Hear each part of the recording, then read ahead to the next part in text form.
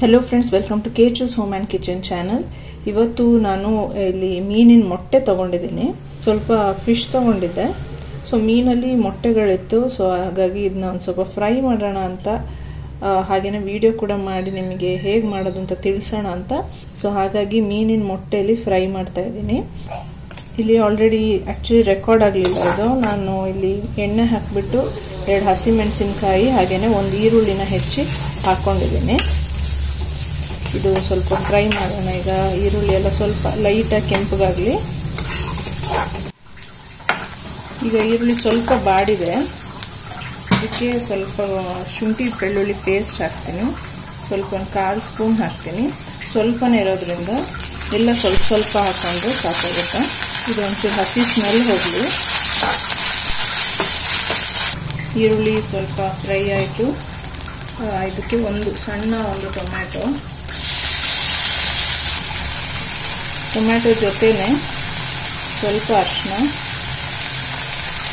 1/4 spoon ಅಷ್ಟು red chilli powder, 1/4 spoon ಅಷ್ಟು ಧನಿಯಾ powder, ಉಪ್ಪು ಹಾಕ್ತಾ ಇದ್ದೀನಿ।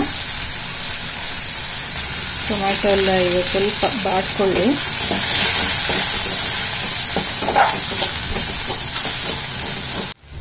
ಈಗ ಮೊಟ್ಟೆ ಹಾಕ್ತಾ ಇದ್ದೀನಿ। ಮೊಟ್ಟೆ ಬೇಗ ಬೇಯುತ್ತೆ, ಜಾಸ್ತಿ ಏನು ಫ್ರೈ ಮಾಡೋದೇನು ಬೇಡ।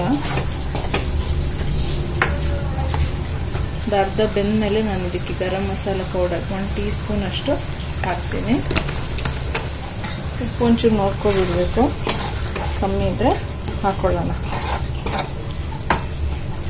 ಬೆಂದೇ ಹೋಯ್ತು, ಒಂದು 3 ನಿಮಿಷ ಅಷ್ಟೇ। ಈಗ ಎಲ್ಲ ಆಲ್ಮೋಸ್ಟ್ ಬೆಂದಿದೆ, ಒಂದು 3 ರಿಂದ 4 ನಿಮಿಷ ಅಷ್ಟೇ ಬೇಯಿಸೋದು, ಬೇಗ ಬೆಂದು ಹೋಗುತ್ತೆ ಇದು।